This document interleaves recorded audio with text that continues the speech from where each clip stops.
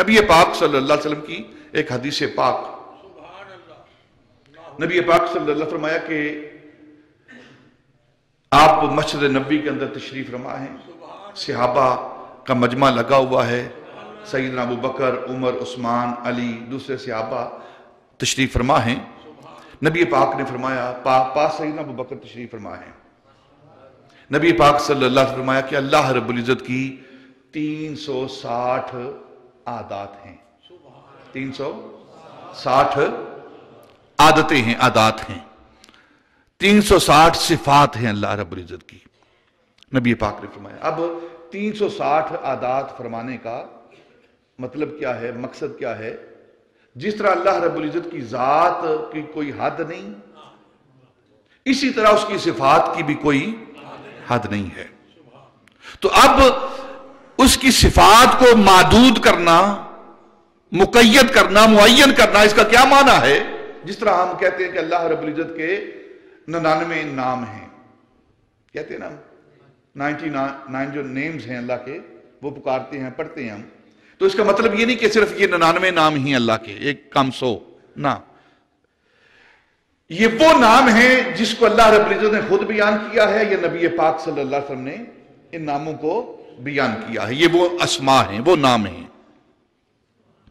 جن کو خود اللہ، انہیں اسماء توقیفی کہتے ہیں، اسماء توقیفی کہتے ہیں، وہ اسماء اللہ رب العزت کے جس کو خود اللہ رب العزت نے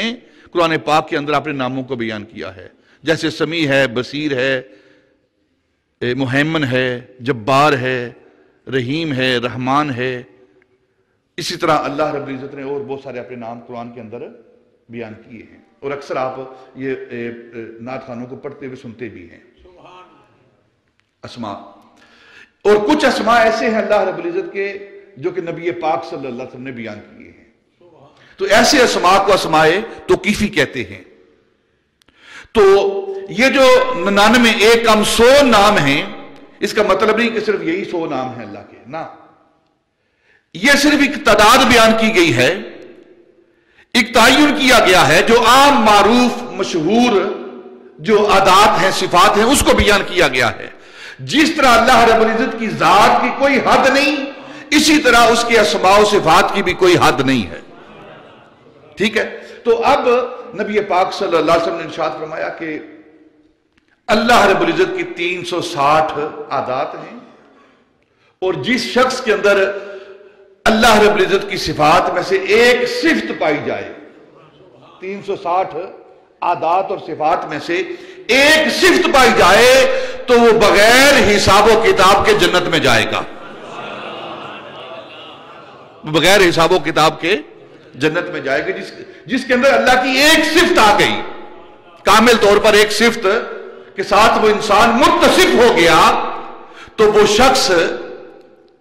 بغیر حساب و کتاب کے جنت میں جائے گا۔ نبی پاک نے جب فرمایا تو پاس سیدنا ابو بکر صدیق بیٹھے ہوئے ہیں، عمر فاروق، عثمان غنی، مولا علی، دوسرے صحابہ بیٹھے ہوئے ہیں، تو انتہائی عاجزی اور انکساری کے ساتھ سیدنا ابو بکر صدیق پوچھتے ہیں، یا رسول اللہ صلی اللہ علیہ وسلم، آپ کی امت میں کوئی ایسا بھی خوش نصیب ہے، آپ کی امت میں کوئی ایسا بھی خوش نصیب ہے کہ جس کے اندر یہ 360 ساری کی ساری صفات پائی جائیں؟ دیکھو ابو بکر پوچھ کیا رہے ہیں، ابو بکر رضی اللہ تعالیٰ پوچھ کیا رہے ہیں، کوئی ایسا بھی خوش نصیب ہے آپ کی امت کے اندر؟ ان کا عقیدہ یہ ہے نبی پاک صلی اللہ علیہ وسلم کے بارے میں، سید ابو بکر کا عقیدہ یہ ہے کہ ابو بکر اپنے امتی، ہر امتی کو بھی جانتے ہیں اور امتی کی ہر عادت کو بھی جانتے ہیں، ہر صفت کو بھی جانتے ہیں۔ اس لیے ابو بکر پوچھ رہے ہیں، یا رسول اللہ آپ کی امت میں کوئی ایسا خوش نصیب ہے کہ جس کے اندر یہ ساری کی ساری عادات پائی جائیں؟ تو نبی پاک نے فرمایا، وَهُوَ أَنْتَ يَا أَبَا بَكْرَ، ابو بکر وہ تو ہے جس کے اندر اللہ رب العزت کی ساری صفات پائی جاتی ہیں۔